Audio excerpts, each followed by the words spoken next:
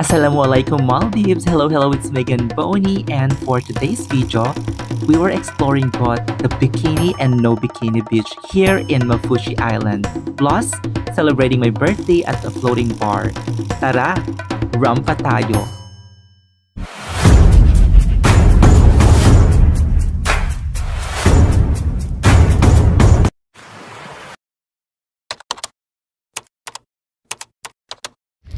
So ayan mga misis, pupunta tayo ngayon sa Bikini Beach kasi sa Mafushi Island meron lang area na pwede kang mag swimsuit kasi Muslim nga sila. So 15 minutes walk siya from accommodation ko, and ang ganda ng weather. Yun, mag-aura-aura lang tayo, video, picture, and try ko siguro maligo, 'di ba? Dito na tayo. Pero after kung mag-photoshoot, 'di ba? Nakakatuwa. And nag-book din ako ng tour, yung $30 tomorrow. Mura na yun for me kasi nasa Maldives ako. And day tour siya. May snorkeling, mga ganun. Ayan, nandito na tayo sa beach kung saan pwedeng mag-bikini. Uy, maliit lang siya. Maka-aura ba ako dito?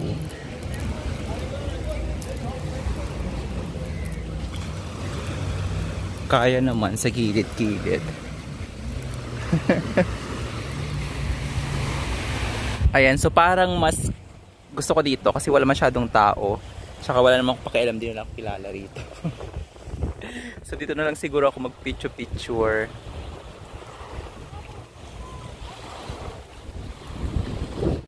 So ayan mga misis, ito, no bikini area to. Kaya dito ako nag-picture na naka-dress. Tapos sa kabila, doon yung pwede kang mag-bikini. Dalawa naman. So para siyang tatlo. Isa dito, no bikini. Kasi nga mga Muslim. Tapos, doon sa kabila, yung mga naka-swimsuit. Kailangan ko ng umaura, wala na akong pakialam dapat. So, ayan, makikita nyo naman yung area ng no bikini. Thank you for your cooperation. Tapos sa kabila pwede. O, di ba, parang syonga lang. Charot!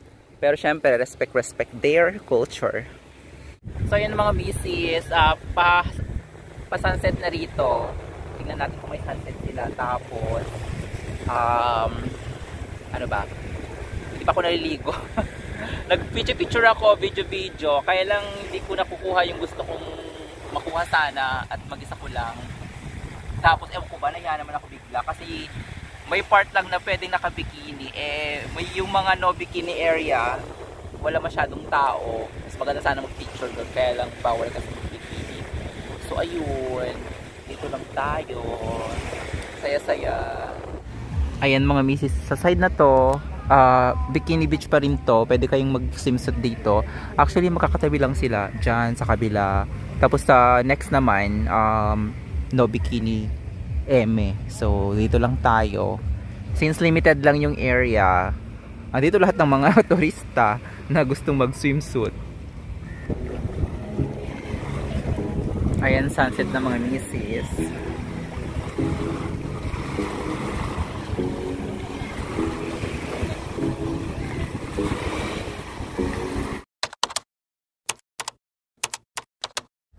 So ayan, nandito ako ngayon sa malapit sa accommodation ko. Magdi-dinner ako. Sa part na to wala masyadong mga turista and mag-isa ko lang. Pero mura lang naman yung mga food. USD yung ginagamit nilang currency. So yung food na pinili ko is fried rice tuna. Local nila yon. 5 USD. So around 300 plus. Tapos nag-order na ako ng lassi. Local din nilang drinks. So 10 USD. So di ko alam kung may tax pa yon. And nag-accept sila ng card and cash. So baka card na lang gagamitin ko kasi pupunta kami sa boat bar nung German na friend kong na-meet. Tapos ang babait na mga lokal. Super, napaka-safe dito sa island na to. Ang lit ng island, tapos para siyang maiikot mo siya ng isang araw or siguro kalahating araw, may ikot mo na siya. Sobrang liit lang. Ayan. Tignan nyo sa harap ko. Yan. So, yan yung harapan ko. Ito yung binabaan namin. Diyan banda. Basta diyan kami bumaba. From Male. O, diba? Pagbaba mo, merong nakalagay agad. No bikini. Diba? Ayan na pala yung boat bar. Sa harapan ko lang. Nakakaloka. So, kumain ako rito. Not knowing na nasa harapan ko lang pala yung boat bar. Ito nang aking in-order mga misis. Ang laki ng serving. Hindi siya nakaka-sweet. Pero ubusin natin yan. So, ayun na yung bar.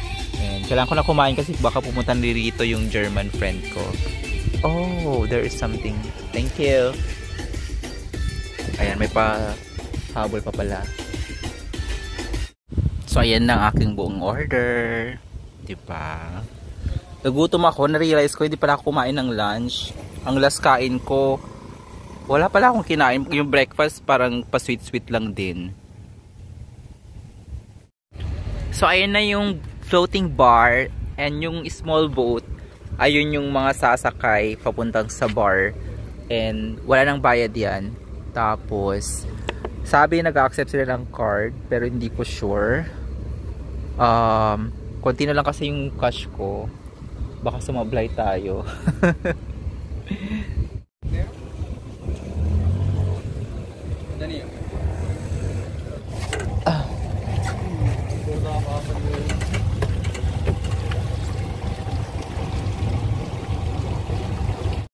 So ayan mga missies, we're heading na to the floating bar here in Mafuchi Island.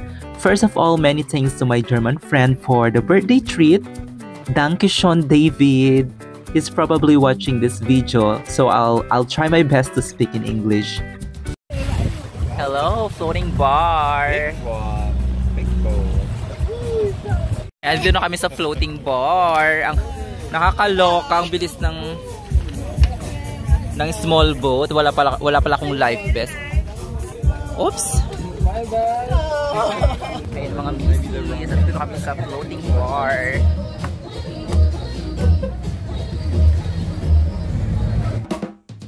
The floating bar was created for tourists here on Mafuchi Island. Since the Maldives is a Muslim country, liquor is banned on the islands itself. And the only option for drinking is by the floating bar. So the cheapest price that I saw on their menu is $6 for one beer. So we had a drink for at least 2 beers and I enjoyed the night with my new friend.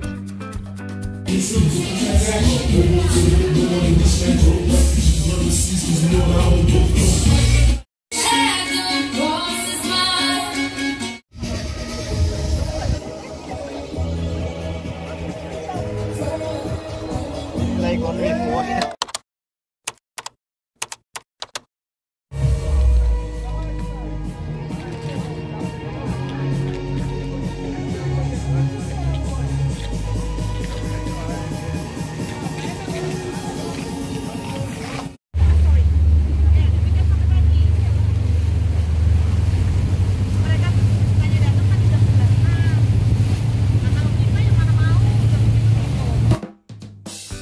We are heading back to the main island here in Mafuchi, and I enjoyed the night because it was my birthday and I celebrated it with my new friend. Welcome back to yes.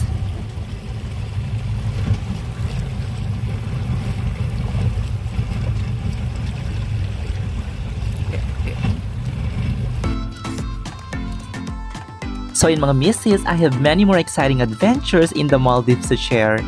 Thank you so much for watching. Shukriya. Until my next vlog. Bye for now.